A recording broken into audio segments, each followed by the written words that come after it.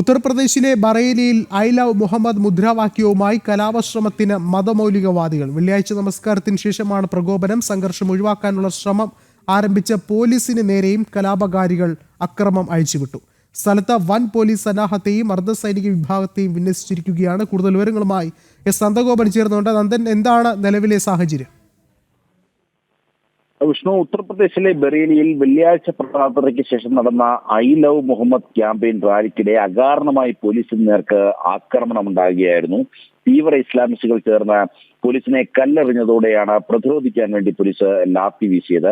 മാത്രമല്ല, ഈ തീവ്ര ഇസ്ലാമിസ്റ്റുകൾ പ്രകോപന മുദ്രാവാക്യവും പോലീസിനെതിരെയും അതേപോലെ തന്നെ ഭരണകൂടത്തിനെതിരെയും ഒക്കെ തന്നെ മുഴക്കുന്നുണ്ടായിരുന്നു. കേന്ദ്രസേനാ വിഭാഗങ്ങൾ അടക്കം രംഗത്തെത്തി. ഇപ്പോൾ നിലവിൽ സ്ഥിതിഗതികൾ ശാന്തമാണ്. ഇപ്പോൾ നിരവധി തവണ സംയുക്ത സേനാ വിഭാഗം അവിടെ ഫ്ലാഗ് മാർച്ച് നടത്തുകയുണ്ടായി. നിലവിൽ ഇപ്പോൾ ഈ സ്ഥിതിഗതികൾ ശാന്തമാണ് എന്നുള്ളതാണ് ലഭ്യമായ വിവരങ്ങൾ.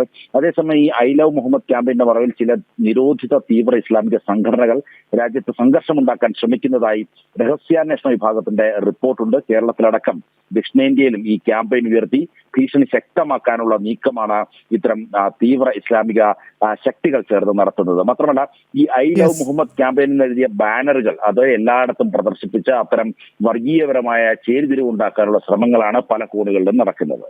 ശരി, എസ് നന്ദഗോപനാണ് വിവരങ്ങൾ നൽകിയത്.